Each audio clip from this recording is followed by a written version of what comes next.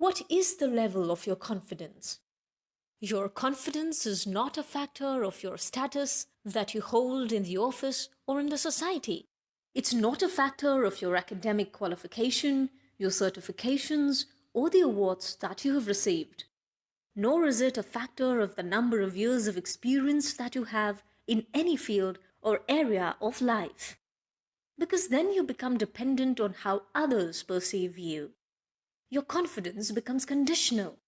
Real confidence comes from knowing and realizing, who am I really?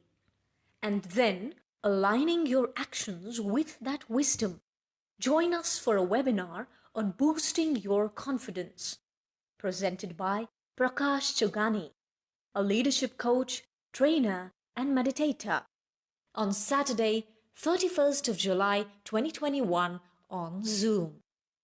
4 p.m. Jakarta time, 2:30 p.m. IST, 10 a.m. UK time, 11 a.m. CEST, 12 noon Kuwait.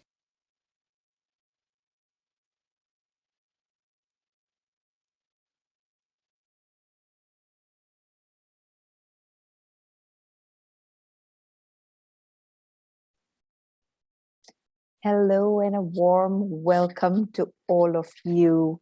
Hope all of you are doing well today. Our topic for today is boosting our confidence or boosting one's confidence. Confidence, there is a saying, is contagious, and so is lack of confidence. Often we lack confidence in ourselves because what we think is what will people think about us, or what we believe is what will people think about us. Perhaps others will laugh at us, complain, or make fun if we make a mistake.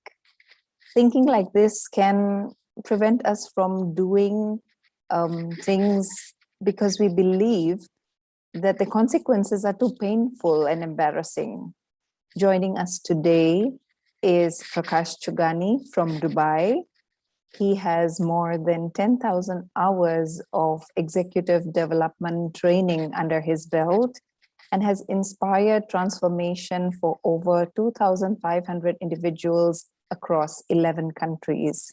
He has also been a meditator for more than 20 years, and he has delivered various self-help talks and facilitated seminars and conferences across the globe.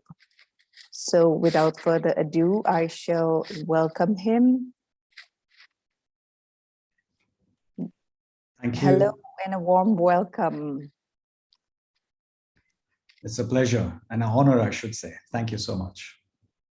So I hand over the platform to you now. Beautiful. Thank you. Thank you. And thanks to everybody for making it today. It's, as I said, an honor to be in front of this August gathering. You know, we say that one of the best returns of our investment is in knowledge. And so this group that is present here today has understood the value of investing in knowledge, which is why you're here today. And that's why I feel honored to be here. Whilst you could have done so many other things, this has been your choice. So congratulations and well done on that choice. Let's just make best use of the time that we're going to be together. And for that, allow me to just do a quick, I would say, grounding exercise. So that just supports us to be here and now. So just sit back, relax wherever you may be, ease yourself comfortably onto your chair, your couch. Breathe in and out deeply about 3 times. And as you do that, become aware of the temperature of the air that goes in and comes out. Become aware of the things you're hearing, you're watching, you're feeling. And so whilst you're aware of everything around you, you're not judging anything. You're not trying to analyze anything. You just are doing everything from a space of acceptance. And you're opening your mind to whatever is around you. so that you're able to be here. You're not caught up in your own thoughts. Things that you've done before coming here, all right, they're over, they're finished.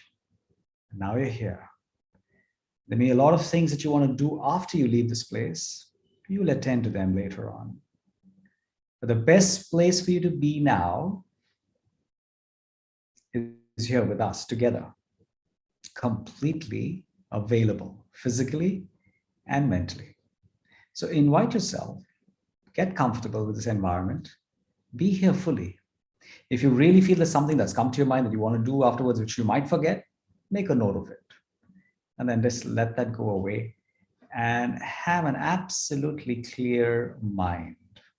That's the best place to start any growth, learning, development. So just do that for yourself.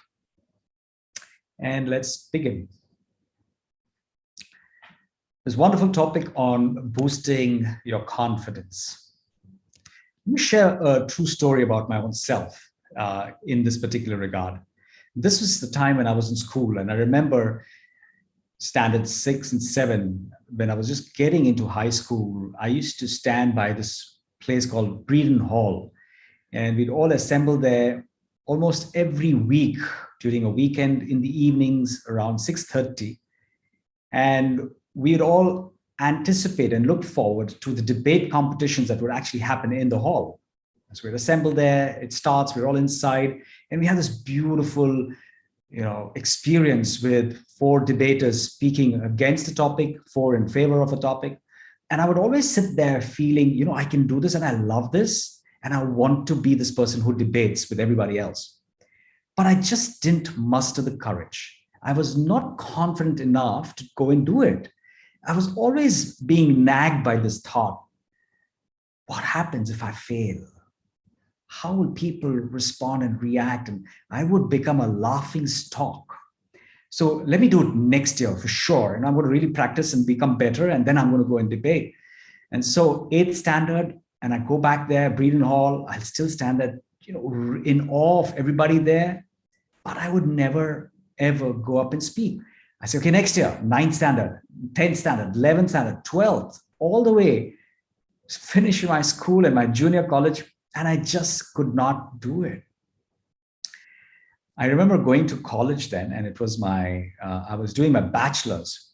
And then I said, you know what, enough is enough. Yes, I would fail, and that's what held me back.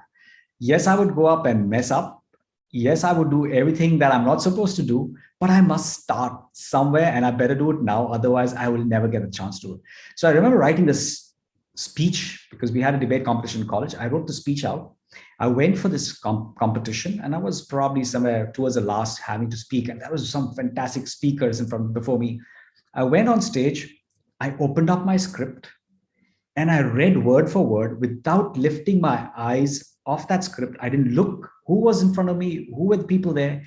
I just stood there, read that script out, folded, put it in my pocket, thanked everybody, and walked away.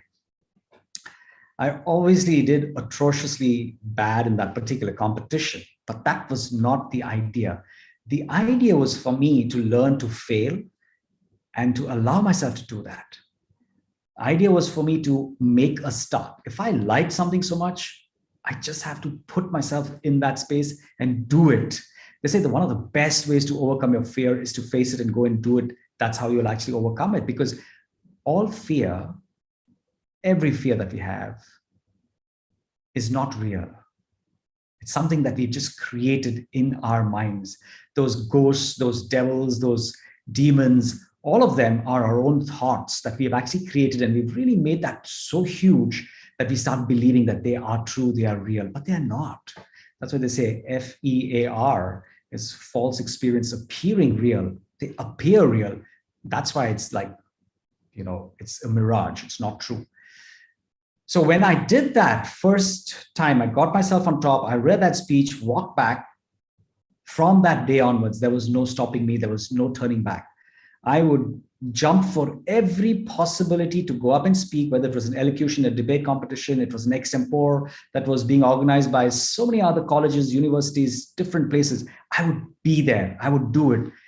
because I just got rid of that first thing. I took that first step and then I started doing that. In the third year of my college, I was selected by my college to participate in an international competition that was actually held in the capital city of India, in Delhi, where we had universities across who would come there and participated.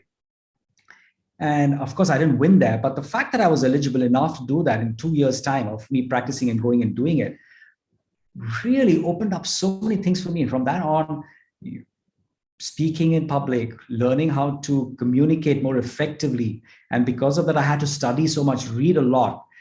It had opened up so many avenues I never knew would be possible before. And all that it mattered was just to boost my own confidence. I knew all this while that I could do it, but I was just not confident enough because of something that I created inside my own head, which was not very nice for me. I was worried about what would people say. I was worried about what if I fail. And so for me, it was all about I should start the first time and I must be perfect. And I think that was asking too much. That was a big ask for me, and that was not fair to myself. And so then I started seeing that when I had become confident, what are the benefits of it? So what do you think would have been the benefits of me having to take that first step of confidence and starting to speak in public? It had shaped a very different career for me. I was a rank student in commerce and I was supposed to become an accountant. But then when I started doing this thing, people said, Prakash, you know what? You're not necessarily the one who's going to do number crunching all his life. I think you need to do this. This is where you actually have a lot in store for you. I said, wow, that sounds good. And I think I should take that and pursue that as a career. So it opened up new ways in terms of my career. And in a career as well, because I had this particular opportunity opened up for me, I was able to communicate effectively. And so in my career also, I was able to start doing things that others in my position were not able to do. I remember a time where I was promoted. I was an executive, and that was the first level in the organization. I was an executive, and then you have a senior executive, you have an assistant manager, and then manager. And because of some of these abilities that I had, and because of an education qualification that I, gained as well, I got this triple promotion straight up to becoming a manager of a region, which was never before the case in that organization. So I just started seeing that, and that one step of courage opened up so many opportunities for me. But also because of that, I was able to start doing things and risking things which I would have never been able to do before. It helped me overall to be confident because I said, okay, so what's the worst that can happen? I would fail. Fair enough. If I'm going to fail anyways, let's do it quickly. If I had just failed when I was in standard 7 or 8, it would have been so much better for me rather than wait to go to college and then to fail. And so it's nice for us to see how important it is for us to take that step of courage first, regardless of the result of what's going to happen. If I'm too attached to the outcome of what I'm going to be doing, that's when a lot of fear creeps in. A lot of insecurity starts coming into me. And so I'm not doing what I want to do. It also happens in relationships, right? There are relationships that are so beautiful that need to be nurtured. And I feel that comes with a very important positive energy. And there are times when there are conflicts in relationships, but we avoid those conflicts. We are not confident enough to face those conflicts. And so we just brush things under the carpet. We don't face them head on. And eventually we reach a stage where we just have to break that relationship and move on. And we say, well, I don't want to come here again because there's so many things that have built up. Why did I allow it to be built up? Because I didn't have the confidence to stand there and to say, okay, there has been a failure on my part. I've not done well over here, but I need to be confident enough to stand and speak. I need to be confident enough to allow a conflict to emerge. Otherwise, I avoid, and then I just don't tackle issues when they need to be tackled. So it can create a lot of unnecessary stuff in relationships as well. Because if I'm not communicating, if I'm not confident, if I'm not speaking the truth, then what is happening? Assumptions creep up. Misunderstandings take place. Doubt. There is a lot of, let's say, they say that one in relationships, usually it's misunderstanding that can happen in one particular side or the other. and the other one is Mr. Doubt. The misunderstanding, and the version of a woman, and the Mr. Doubt, the version of a man. These two issues can really have a huge amount of problem in relationships. How do you get rid of it? Communication. And what do you need when you have to communicate effectively? You need to have the courage to stand there and say what you have to say. And so that comes from understanding that it's okay to have that conflict. What's going to happen in the conflict? Oh, some people are going to say things which I didn't want to hear, or I'm going to have to say things that I've never said before. And so there's the confidence that you need to have to stand there. There's this wonderful research that has been published in Forbes recently. And that's been, it was research on what is the most important characteristic of a leader today in an organization. This is during Corona, right? So we know that the world is very different before BC, before Corona, and DC during Corona. And so what do people really want in leaders? And on top of the list is candor, which is speaking the truth with confidence. So very important for us to have that capability, even as leaders. So as individuals, we know the benefits. It's fantastic. It's important for us. But even in the corporate world, as a leader, it's very important for me to have that confidence so that I can speak the truth and call a spade and not just run away from being confident enough to say what I have to say. Now, the question is, if we know the benefits and if it's so interesting for us to do it, let's try and understand what confidence really is. To me, confidence is all about getting rid of the chatter in the mind. There's a lot of stuff that's taking place. And freeing yourself so that you're able to allow your own magnificence to emerge.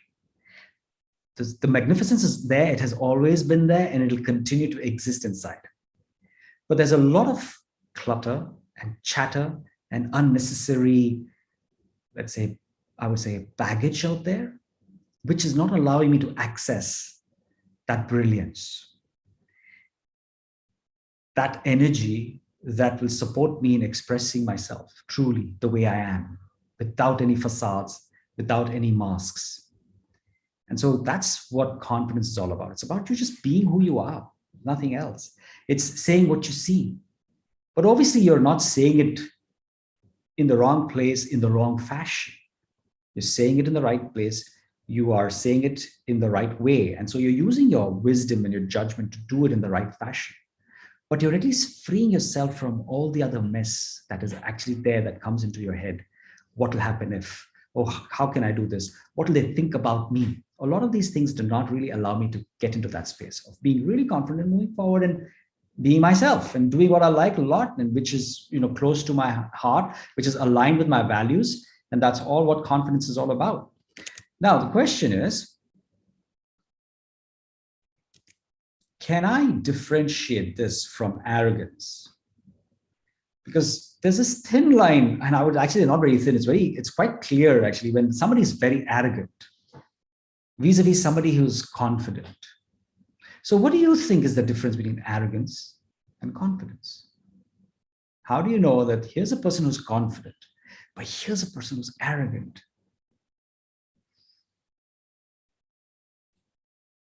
I'm just giving you some opportunity to think. Okay, so Kaushik has his hand raised. How about putting it in the chat box? It probably might be good to read. It just helps others also to participate at the same time. Will that be okay, Kaushik? If you could just put that in the chat box, whilst others also have an opportunity to share something on the chat box. And I love to read this. Because this is a very important part where I know that so many of us are not being confident because we think, hey, this is kind of arrogance. People may think I am egoistic. And so they do not come out being confident with themselves. So, okay, we have Sadhika who says self-importance. So self-importance is what, Radhika? Is that arrogance or is that confidence? That's Sadhika. Kaushik, please, if you could type what you had. Rashmi says confidence is belief in oneself. Beautiful. Okay, self-belief is confidence. And how is it different from arrogance? How is it different from arrogance? Arrogance is overconfidence. Okay, close. close, but what is, if you can get to the root really of arrogance, what would it be? What do you think? What's the seed of arrogance? What's the seed of confidence? Actually emerge from arrogance is egocentric. Okay, so what is ego? Pride. Okay, pride. Okay, showing off that I am so and so. I'm trying to do this for others. Yeah, when I'm coming from a space of arrogance, it's for others to see who I am, right? That's what pride is. Yeah, truth is confidence. Fantastic. I love that. Very nice. Truth is confidence. Arrogance is THT. We think we are smarter than the others. Very nice. Arrogance emerges from comparison. Arrogance is showing your importance to others. Very well said. Very nice. Superiority complex, which comes from, again, comparison. And I think I'm bigger than you, better than you, greater than you, smarter than you, more intelligent than you, more educated than you. I'm having a higher position. I have more wealth. I have a better car. I have a bigger, I have the most latest mobile. Wow, I got the best version. Do you see this mobile versus yours? Okay, arrogance. I'm better than the other. Confident. Everyone's unique. Well said. That's so beautifully said. Arrogance is only thinking about the self. Okay, being very self-centric is arrogance. Nicely put.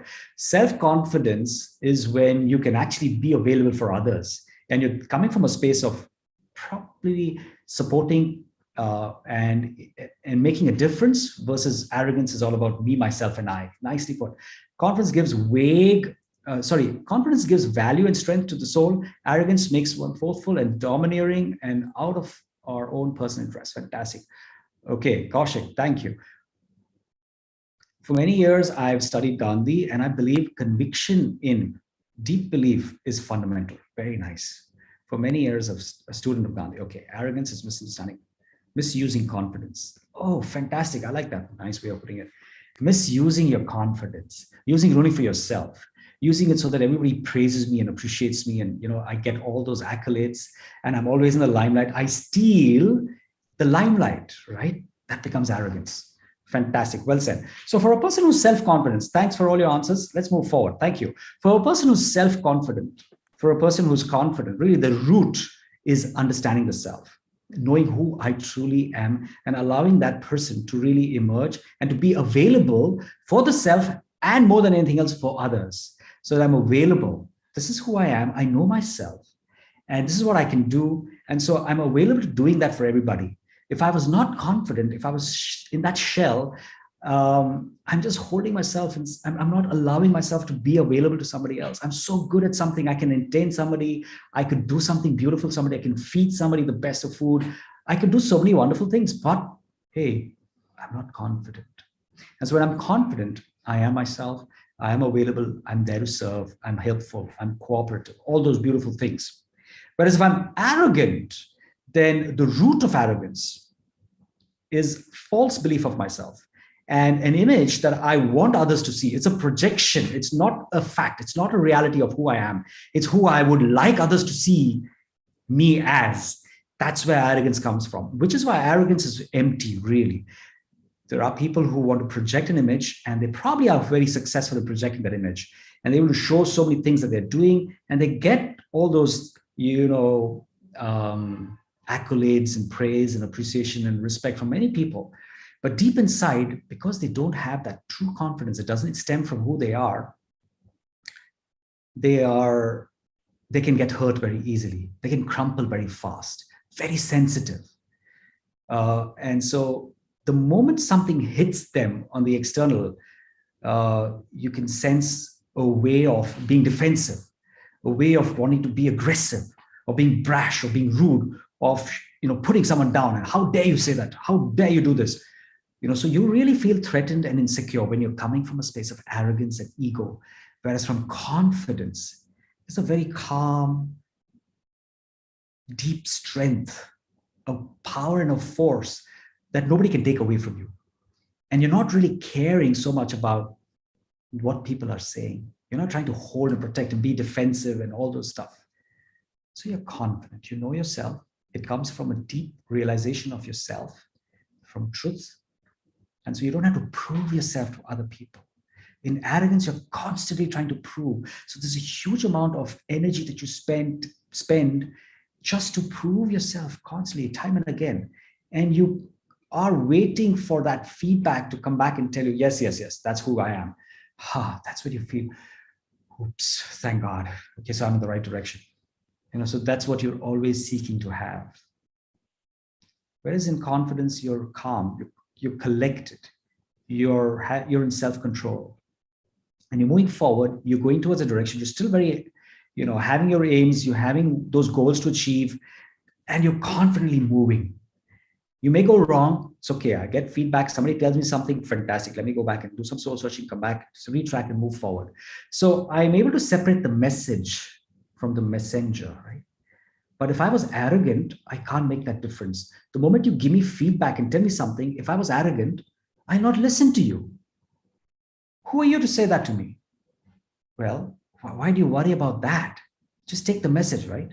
If you're truly confident about yourself, you will take the message. You will not worry about the messenger, and you'll not mix the two. And then you'll not victimize the person who said those things to you. You'll be more gentle with them. You will be more accommodating. You'll take that and you'll appreciate. So in true self-confidence, there's humility. So if you see, truly speaking, if you're not self-confident, there's a great chance that you're egoistic. Self-confidence and humility go together, right? Having the wrong idea of yourself and ego go together. And what also goes along with ego is jealousy. You can also be, because it's one thing is about you knowing yourself, which means that you don't feel you're greater than anybody else. At the same time, you don't think you're lesser than somebody else as well. So you don't operate from either having that superiority complex, nor you operate from an inferiority complex. And those two areas are very important for you to realize. The moment you get into those two spaces, you should just retrace yourself and say, hey, you know what? I'm not being confident. I'm operating from some other space, which is not very fruitful to me, which is not supporting me or anybody else. And so then we need to move back. Okay, so now let's look at, well, I'm just looking at a comment which says that it's probably an over-exaggeration of your own self. But more than being an over-exaggeration of your own self, it's the false idea and the false belief of yourself. A belief that you want others to be able to see more than anything else. So I'm running that race, I'm moving those things, I'm pushing for those things just because I want others to see me that way. And so I'm not so worried about who I truly am. I'm worried about what others think I am. That's what arrogance, that's where it stems from. And that's when it really starts getting into those spaces. Let's look at a few things that we can do to support me in becoming more confident. And whilst we're going through all these things, it's very nice for us to see how I can learn a beautiful methodology of self-awareness with detachment, all right? So it's important for us to see ourselves whilst we are not judging ourselves, non-judgmental awareness. We've got to develop the skill, a very important skill. It's a beautiful skill that we've got the best of leaders in the world that have. They're able to see themselves. They are able to see their weaknesses. They're able to see their strengths, but they don't get swayed by it. They don't get moved by it. They don't start judging themselves and get to berate themselves, constantly looking at themselves. Oh, this is a problem with me. Going deeper into that and getting lost in that particular emotion of, I'm not good at this. So I can still be aware, look at myself, but I don't go into that space of hurting myself. Or at the same time, I might have some strengths with me, but I'm not projecting it in a way that I'm comparing that with others and starting to feel that I'm superior. So a non-judgmental awareness stage is important for us. A very important stage for us that helps me to detach myself from things that are happening around me, things that I'm able to see. Because if I'm not having this non-judgmental awareness, I stop seeing the real picture. So the picture is not far away from us. It's not something that is something I've got to learn and study and read about myself. It's there for me to see.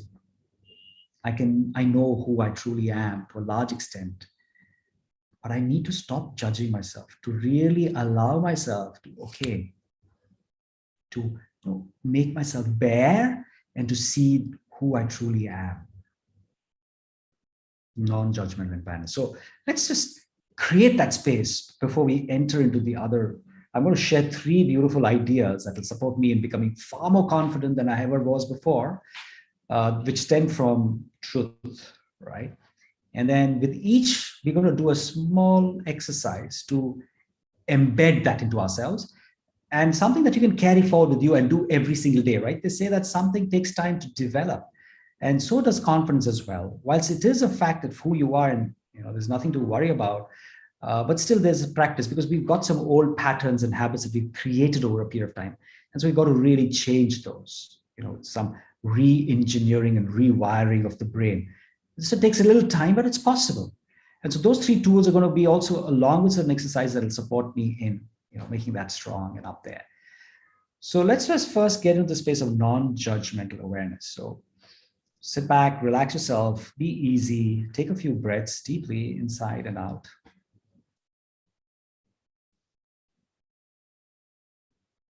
And a beautiful way to become aware of yourself without any judgment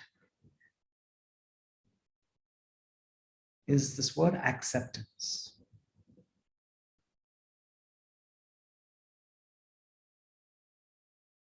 I accept everything as they are,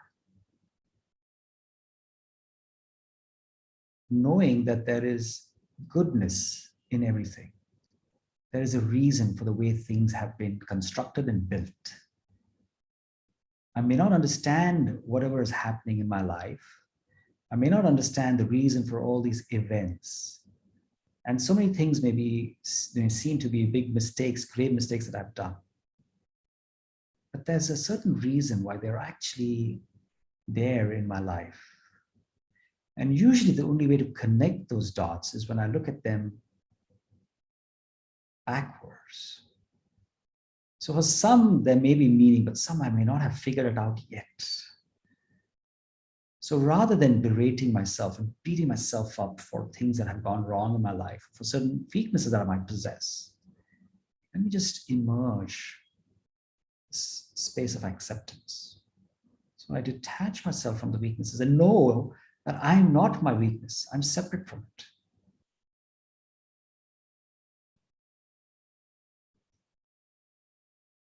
I'm not all those achievements. I'm not all those add-ons in my life.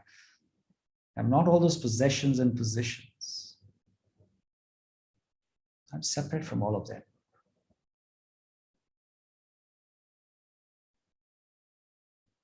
So try and see how I can detach myself from all these things that are happening around me. Realize that I am separate from what's around me. So there's this I, and there's a my. So I may call them my possessions, my position, my roles, even my thoughts.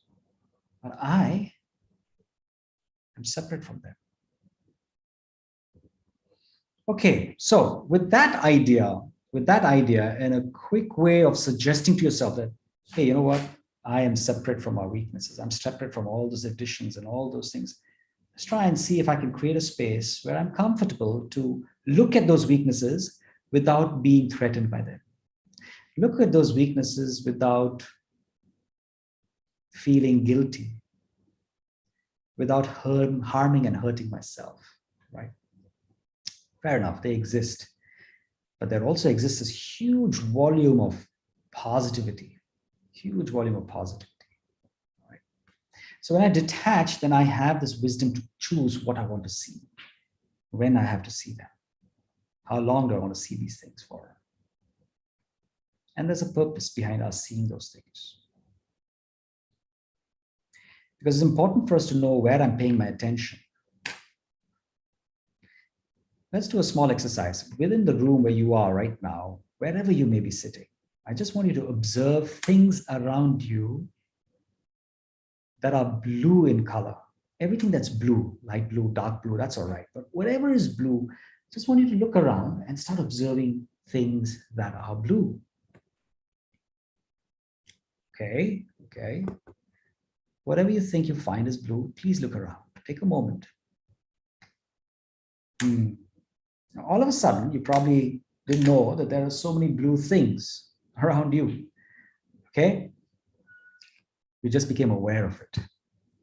And once you're aware of blue, you never actually would have noticed things that are green. So now go back and see things that are green. Go back and look at things that are green, and you'll say, oh, yes, there are quite a beautiful things around that are actually green in color, which I'd never noticed before when I was looking at blue. But that's the power of your focus. That's the power of attention.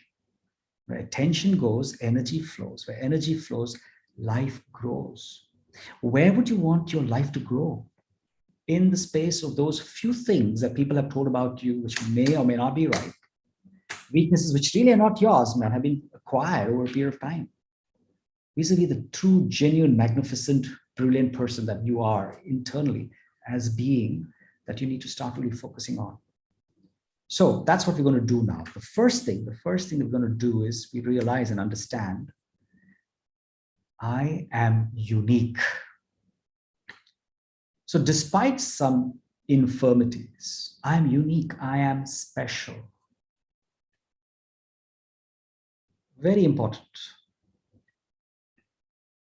I'm not comparing myself with others. I'm not saying I'm better than somebody else, but I'm unique. What about others? Others are also unique, which means in that space, we're all equal. We're all equal. We're all unique. We're equal. But yet we are different. We are different. Equal, yet different. So we have our own uniquenesses. We have our own specialities. But I still have mine. I definitely have mine. And I feel unique. I feel special. I am different. Others are different. So if I look at myself as a person who's unique, and I start appreciating other people's uniqueness, imagine for a moment, how will I be with my relationships? One of the things that happens in relationships is we do see misunderstanding. There could be misunderstandings, there could be doubts, but largely what happens in relationships is, we start looking at things that people have that I don't have. And then I start wanting to be like the other person. I try to emulate, try to copy. I start looking at what they have, and then tomorrow I also want those things. And there's this kind of a race in the wrong spirit that starts taking place. And before I realize it, I've been running that race, and I did not really want all those things, but just because I had been so focused on others that I forget really what I wanted myself. And then there's this, midlife crisis that suddenly happens and say, really, I've got all these things in my life, but I'm not happy. I've got all these things, but I don't really feel content inside. So it's very important for us to pause and to understand and look at myself as this one who's unique, who's special, and start reflecting on what is that uniqueness that I am?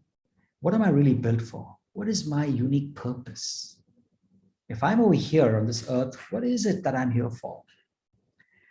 Because whoever it is, now I'm also a coach that I've been doing this coaching with various people, personal, professional, people who are, from homemakers to CEOs of organizations. Now, when we're doing this coaching, everybody comes up with a very unique purpose, very different, very unique about what they have as their core qualities, their values. So for some, it could be, I'm this person who's very empathetic, who's compassionate, who's loving. I'm this person who's very respectful. I'm the person who's very accurate with things that I do. I'm very organized. I'm a person who's truthful, who's honest, who is this, that, and the other. So we all have our uniquenesses, specialities. So it's very important for me to know and to tell myself that I am unique. And this uniqueness has nothing to do with what you have acquired, which is temporary outside of this world. It's to do with you inside in terms of your qualities, your values, your virtues, your characteristics. That's the uniqueness that you have. You can express that in so many different ways, but understand that beneath all the stuff that is visible, that you've acquired and you've added on, internally, each and every one of us are unique. We all have our qualities. And I'm sure, what is it that, just kind of reflect back at your own life. What is it that people have come to you and always appreciated you for? That's one thing, that way of, that's probably a talent or a skill that you have. But look at your own actions and start seeing what are some of those things that I feel most comfortable doing. That seems like second nature to me. It happens so easily. For some, it's a struggle. They just don't know how to do it. But for me, it's such an easy thing. Something that I usually bring in the environments that I go into. It could be my colleagues, my people, my friends, my family. Those things, I really bring this most of the time.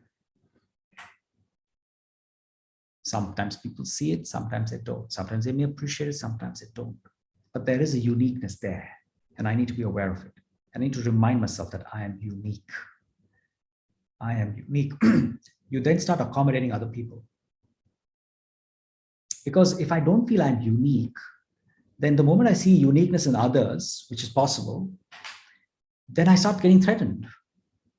I start thinking, oh, I'm not that way. I wish I could be that way. I start comparing. And so then my confidence goes out of the window. But the moment I understand that I am unique, just as anybody else, you're unique, fantastic. You do that extremely well. Brilliant. You know what? I also am unique.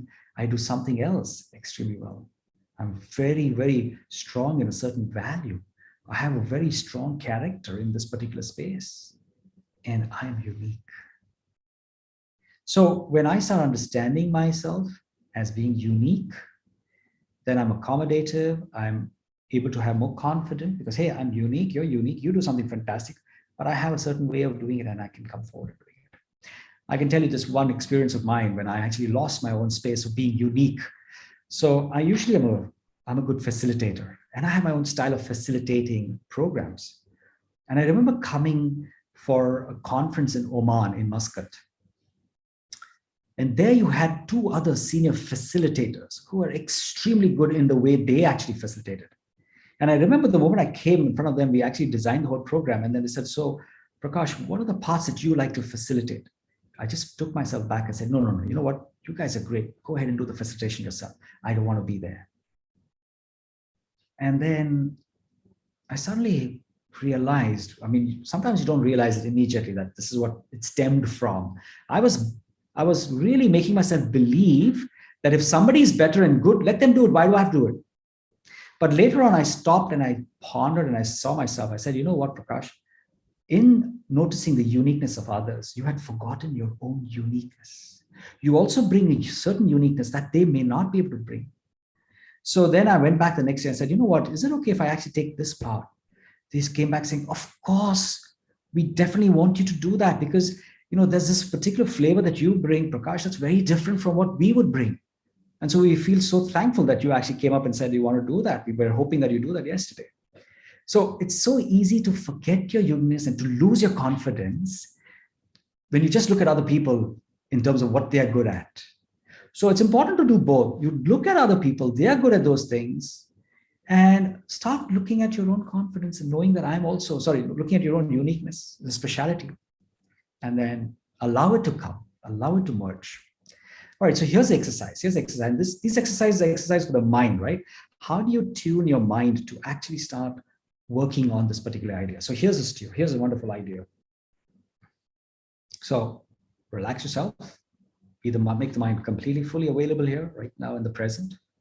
So if you're distracted, that's okay. It's normal. Gently invite your mind back to this place you're sitting.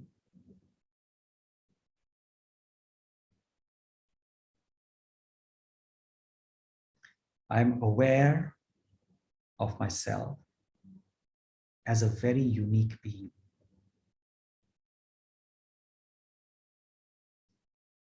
There's nobody else like me.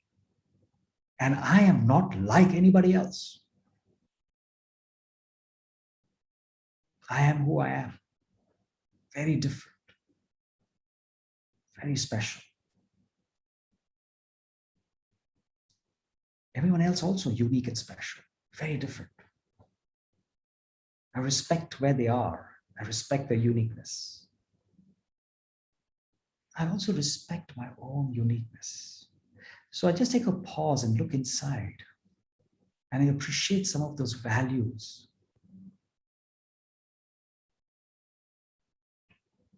that so easily emerge, that I feel very often, very naturally.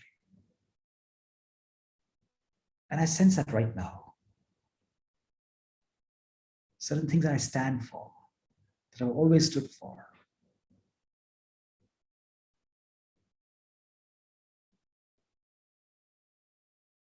Those are the values that I demonstrate always, in my thoughts, in my words, in my deeds. And so let that value emerge right now.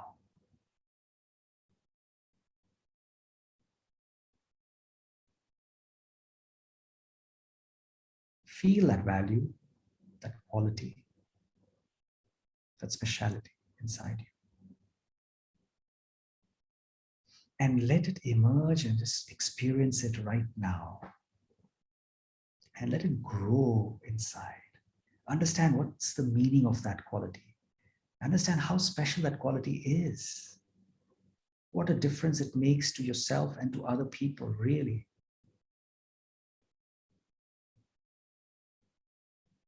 Even though you may not be able to express it every time, but you've done it many times, or sometimes, but it is there, like that brilliant diamond inside you. And you are that special. So focus on your speciality and understand that I am unique. All right, wonderful, wonderful. So some of you might have been able to access that uniqueness, that speciality, that lovely quality that you really bring. But believe me, you have it. Even if you've not experienced it right now, you have it. It just needs to probably, sometimes, the mind is so preoccupied, it's difficult for us to silence it and to really access that beautiful space inside. It's just a matter of remembering those wonderful things you've been doing. Because that uniqueness of yours comes out in words and actions. And it's something you constantly keep thinking about. So please start getting more and more in touch with it. Sometimes we're so dissociated from it that it becomes difficult for us to experience it. But you start reflecting every day, journaling, and seeing how you can come closer to it. All right, the second idea is I am powerful. I am powerful. This comes after you understand that you're unique. Once you know that I'm unique, I'm special, I accommodate people who are unique and special. The next idea is I am powerful.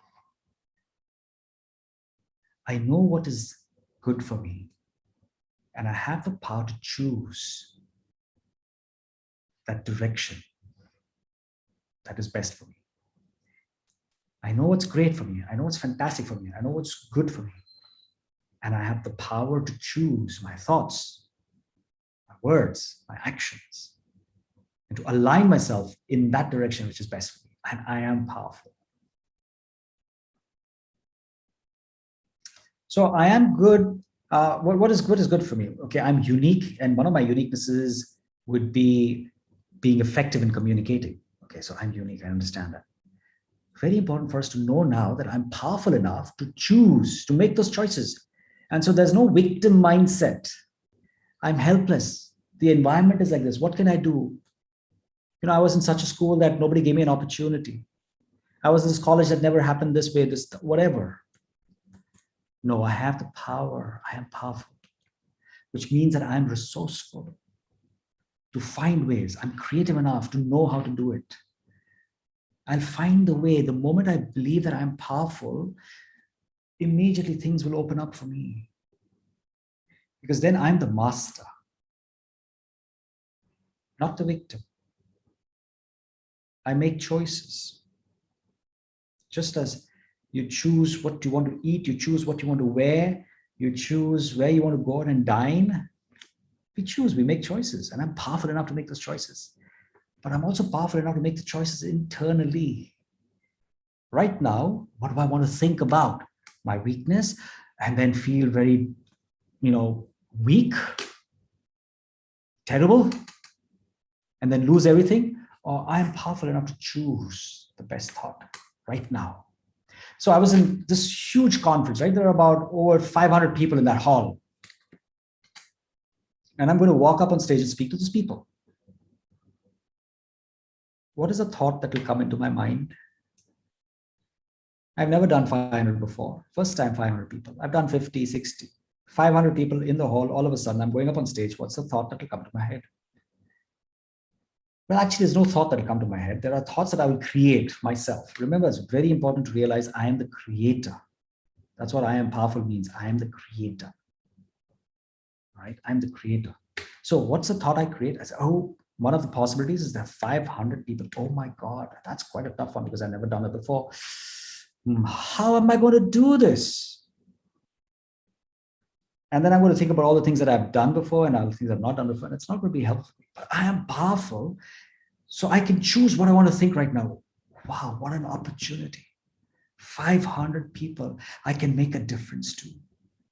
Wow, amazing. So I'm feeling so nice about my, I've made a difference for 50 and 60 people. Now I have this beautiful privilege and I thank the Almighty for it. And in fact, I remember doing this actually. Initially, I know there was a little jitter in me, but I quickly was able to understand that I changed my thoughts and said, wow, I'm an instrument. I'm an instrument over here who's going to be able to make a big impact and a difference to so many people. And so then I stepped up and I made that choice. And that's the power that we all hold, the power to choose what we want to think, where we want to think, how we want to think. So when you know what is good for you, if you want confidence, what's your thought that you should create? A good thought, powerful thought, a thought in the direction of your strength, in the direction of who you truly are, not in the direction of things that you don't want to actually create at that point. So create the best thought. And so I remember the moment I created that thought, that I was an instrument of the Almighty and I'm here to support 500 people, and I stood there. I mean, there was confidence complete from the head to the toe. And so that's an important part, very important part.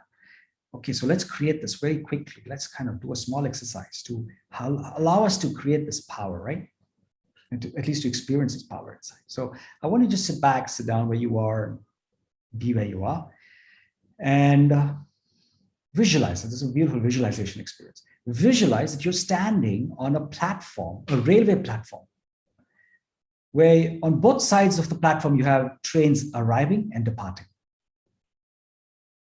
You are just observing those trains coming and going, arriving, departing. You're not holding them, you're not catching them, you're not worried about them.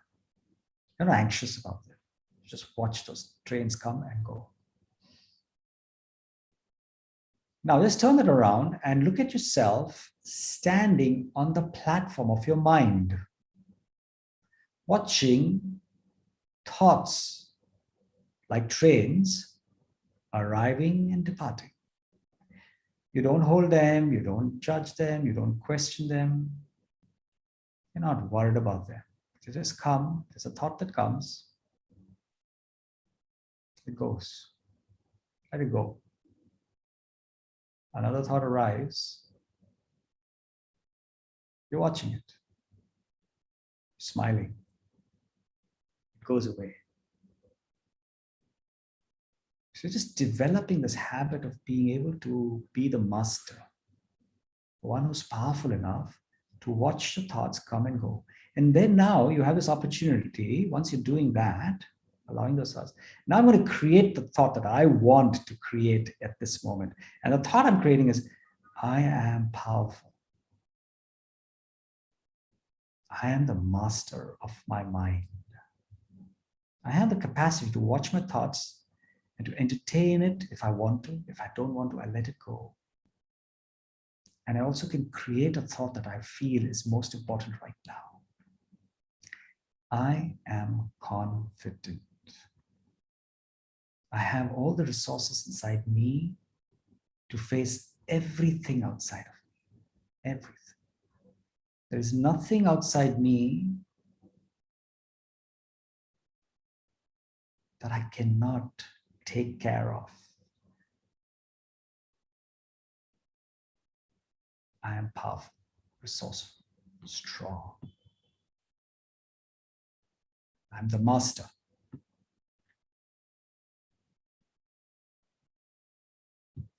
All right. Thank you. Thank you. Last thought. Very important one. I am not what you think I am. That's the third one. So what is the first one? The first one is I am unique. Second one is I am powerful. So uniqueness is about knowing that I'm special, which is a fact. Getting down to it, seeing who it is that I am truly, getting that special. Powerful. I'm the one who chooses, who creates. I'm not a victim. All right. Second one. Third one. I am not what you think I am. Many people are always seeking approval of others. So how do I do? I remember these two people who used to cook. All right. They would cook food for others, for the guests. One person would always cook and they serve the food immediately. What she would say is, I know that salt is a little too less. I mean, there's too much of spice in it, right? The moment, every time the person serves the food, always picks up a fault about it. Now, the other side never even thought of it. But the moment you said it, then I said, yes, I didn't notice. But now that you say it, I think, yes, the salt is too less. Now I think the spice is too. So I mean, not confident, but I want that approval. So what I really want is I want them to tell me that I'm good. Hey, no, the salt is good, so it's fine. But this is how they kind of keep asking, seeking approval. There's the other person who cooks food, serves it, just goes out and say, wow, enjoy a meal. And I'm enjoying my meal as well. I mean, it doesn't even seek feedback. Tell me, do you like it? How is it? Is it nice, tasty? There's nothing. Somehow there's this thing inside us that we constantly want to seek approval from others. And it's become a habit in everything I do. Everything I want to be, only if I get that approval do I think I'm good enough. If I don't get the approval, I think I'm not good enough. And so approval becomes synonymous with my confidence. Approval is there, I'm confident. Approval not there, I don't feel confident. So one very important habit I want to let go of today, just drop it. Simple, just drop it. I don't want approval. I don't want approval. Please, I have the humility to seek feedback and people can tell me who I am. I'll separate the message from the messenger. I'll take the message on. I'll see how I can definitely. But I don't want constant approval. And approval does not mean that's who I am. I should start trusting my own self in terms of who I truly am. I must know my uniqueness. And from that space of uniqueness and from the space of being powerful, I'm ready to accept people's feedback. But if I'm empty inside and if I'm only seeking approval, and that's what I'm going to build my entire identity out of, then that would be ego. That would be a false image and identity, which is not factual. So I'm not who you think I am. All right, so let's close with that meditation, a very quick one. Let's sit back, relax yourself. Turn your thoughts inside.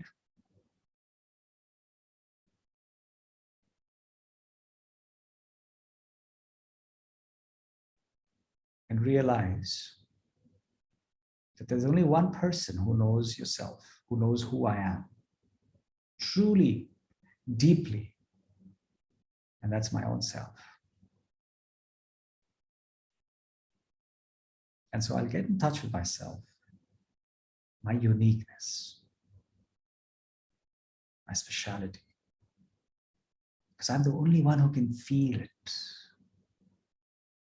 And so from that uniqueness, I choose what I want to be, what I want to say, what I want to think, how I want to express myself.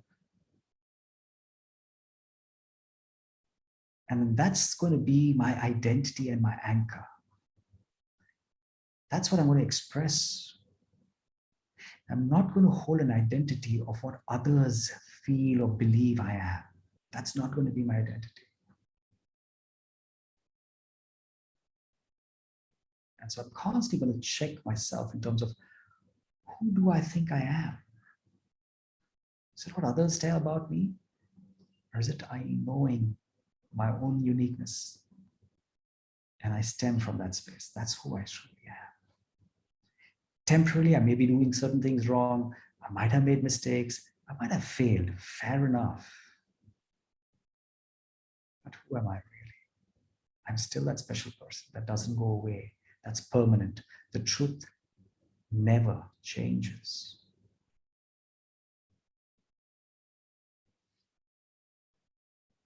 So sit back, enjoy yourself, knowing who you are.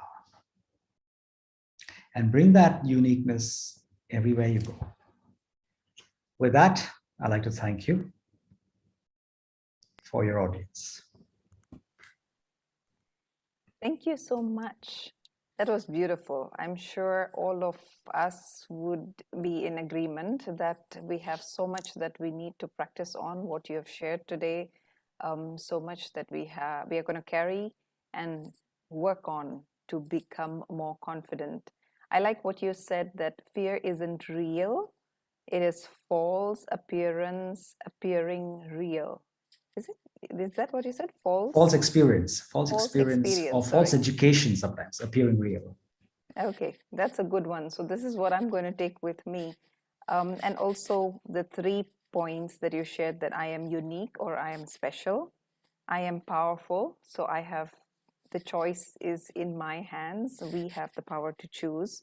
And I am not what you think I am. That's beautiful. Because like you said, we are always looking for constant validation. So what we need to do is highlight our strength and learn from our weaknesses and mistakes. We often dwell on things that we are not happy with from our past, making them bigger, into a bigger issue than they actually are or they need to be. And these negative thoughts can be very damaging to confidence and our ability to achieve goals. Hearing you sharing with us today reminded me of a saying that I had read once. Confidence is one of the main characteristic of charisma.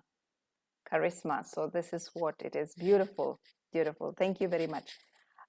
We have a few questions. I shall read them out to you. I think some of them were posted much earlier, so you may have already addressed them. However, I'll just read it out to you in case you need to add something.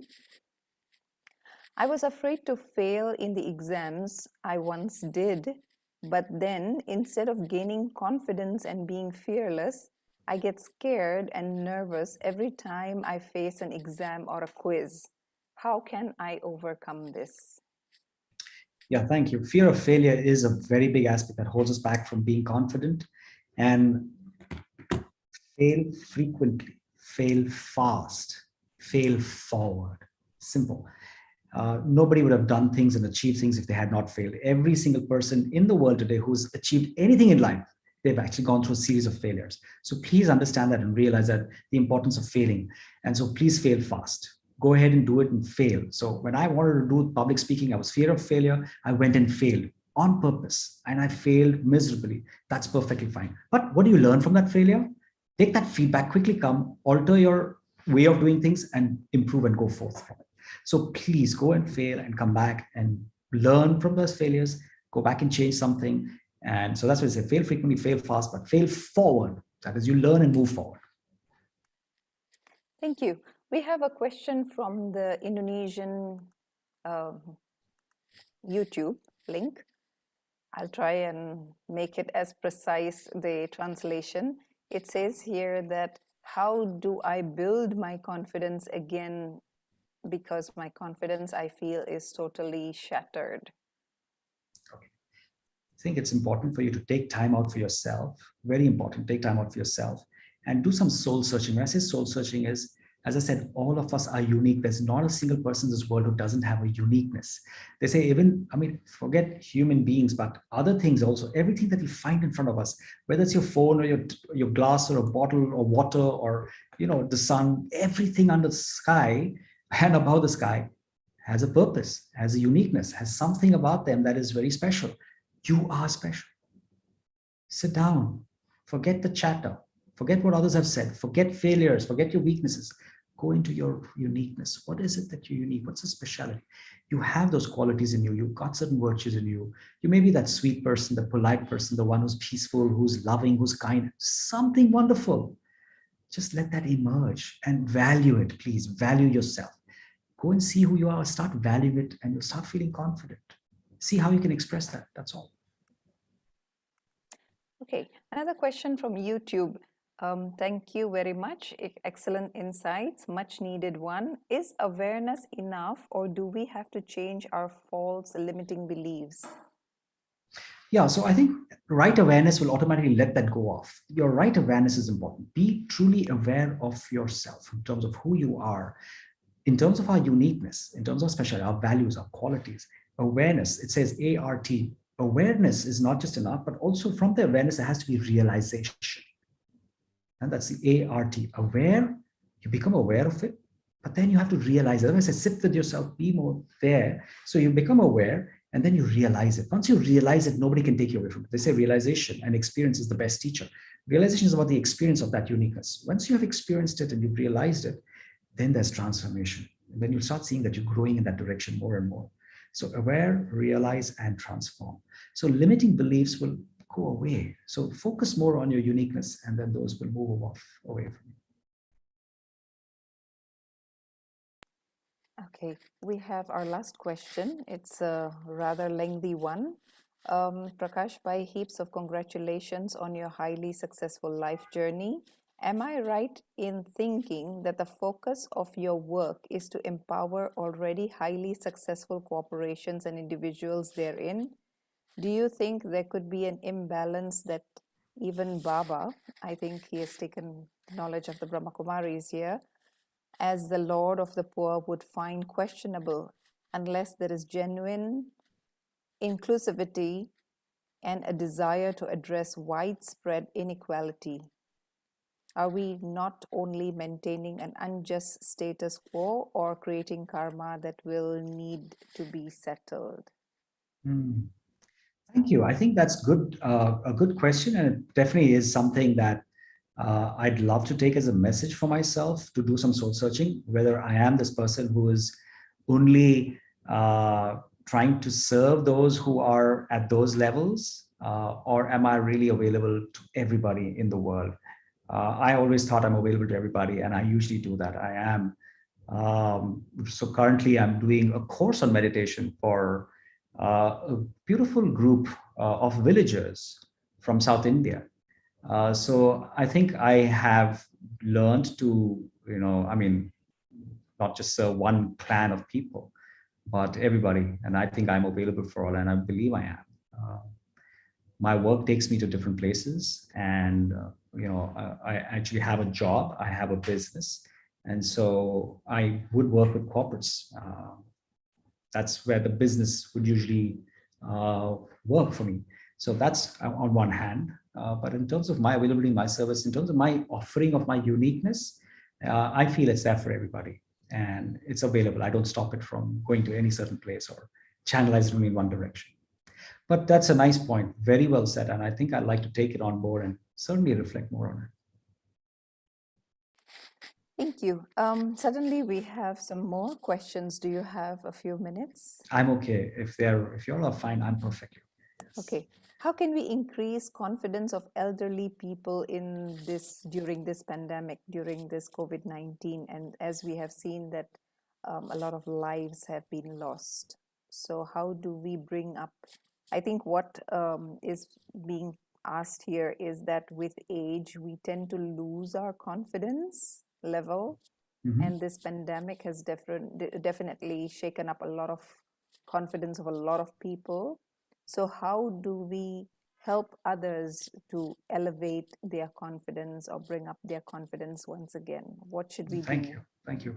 Javeen, I think what the pandemic has done is it's broken our ego, not our confidence. If we truly had confidence, it would have not gone at all.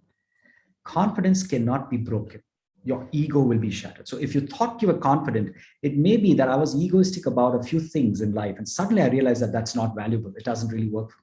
So, we've all had, and we've been built and living in these, so many, towers of ours that we constructed. And suddenly they're, the pandemic has shown us that, what have you been thinking about yourself so far? That's not you. So it's a good way for me to stop now and say, hey, really, who am I? And to really understand that if you know who you are, where you're coming from, what you really, your purpose is, your confidence should not actually be hurt. It should be as it was. In fact, you should start learning and understanding the truth that this is what is most valuable now. And that's what the pandemic started showing me, what is true, what is truly valuable. It's you, who you are, the way you bring those values out in relationships with people and not compromising on those values. That's what the pandemic is teaching all of us. That for the sake of just my, the taste of my tongue, I would do this just because I want to show something to somebody and prove something. I probably hurt people because I get too busy doing things which may not be so necessary. I, compromise in relationships. Today, pandemic has taught me to change those things and to really trust my own self, my values, my character, intrinsically who I am. That's what is most important, because if I was not there, then there's a lot of anxiety and stress, and there's huge amount of depression that happens. So I think that's what we have to take. That's very nice. We have one question on YouTube again. Are there any tools to find our own uniqueness so that we can differentiate between skills and uniqueness? Yeah. So there are various ways of doing that. Usually, we do that through coaching. Usually we do that through learning. We do that through education.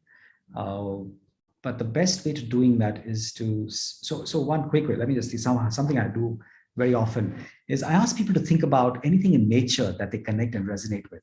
And so they think, okay, I like the sun. So what are the qualities of the sun that makes it what it is? So the sun is, gives warmth. It's able to nourish people. It's able to take out the darkness. And so somehow you don't realize that when you're actually liking all these things in nature, those qualities are in you. I'm very warm. I'm this person who likes to take darkness out of people. I'm the person who, I don't remember the third quality. But anyway, so what I'm saying is that there are these qualities that are in us. So just sit down, do some visualization, think of a few things that you've been doing in life. Sometimes it's also, look at just go back and see your life in terms of how you've been in the last 5 years. What are some of the things that you've been doing, that you've been liking, you've really liked yourself, you feel that was aligned with something inside. And so just start reflecting on those things and patterns and see how life has been for you. See what you like to continue doing more of in your life. Look at yourself 5 years from now, look at yourself 10 years from now in the future and say, okay, 10 years from now, if I was to look at Prakash, at myself, what sort of place I want to live in, and what do I really want to stand for? What will be the message I want to give to the world? If at all there's one message I want to give to the world, what will that be? Yeah, so I think those are certain good exercises for me to do to just try and understand truly what I value. Sometimes I remember this is Stephen Covey's book, 7 Habits. He says, go back and look at yourself. You're dead, and there are 4 people who are very near and dear to you who are talking about you. Prakash was this. So what are the words you want to hear them to say in terms of the legacy you want to leave behind? So that's what you value most. So there's so many exercises that we can actually think about. Okay, I think we'll close with this last question, is that how do we bring out confidence in children or students in school? This may be from a parent or from a teacher. Fantastic. I think this is the truth. I am unique. I am powerful. I'm not what you think I am. These are the 3 things I need to learn, adopt myself, and teach our children the same things. Because sometimes we kind of comparing them, contrasting them, criticizing them. We kind of do those things which are very worldly in terms of whatever they're going through, and that's what we kind of measure them against. And we probably speak about success. Success means reaching this place, doing this thing, achieving that. And so then we are really giving them a very different, we appreciate those things. So they come back, they've actually got some very good marks. I'm really appreciative. They don't get good marks anymore. So what am I saying is you shouldn't be failing. Failure is not for you. So I've got to learn these things, adopt it in my life, and then slowly see how I can help them learn it as well through my actions, through what I really appreciate, through the way I kind of, bring them up in life. So I need to let them fail. I need to allow them to know that it's perfectly going to fail as long as you learned a lesson. What have you learned from your failure? Rather than, why did you fail? Why did you not do this better? So, okay, what was it that you picked up from there? So those are things that I got to learn. And I must not compare them to others. And I should let them know that you are unique and special. And I don't berate anybody else. I say, well, they are also special and unique. What is it that you see in them that's special and unique? And also helping them to know that they are the ones who choose everything in their lives. And whatever that comes to them is because of the consequences of their choices. So these are things that we got to teach them. And once we do that, they will also start learning to be more confident. They start loving themselves more. They start appreciating themselves. And they'll also live with other people in a much better fashion. Thank you. I think the beauty of children is that they just learn from examples. So what we do and how we go about ourselves with our circumstances and situations, I think that's the best example or teachings that we can give them. Thank you very much. Thank you very much for joining us today. And thank you, everyone. I've dropped my number for the upcoming session. We have a session on the 14th of August. Do drop me a message so that I can update you with the details. And until then, stay confident, stay safe, and stay blessed. Thank you very much. Thank you. Have a nice weekend.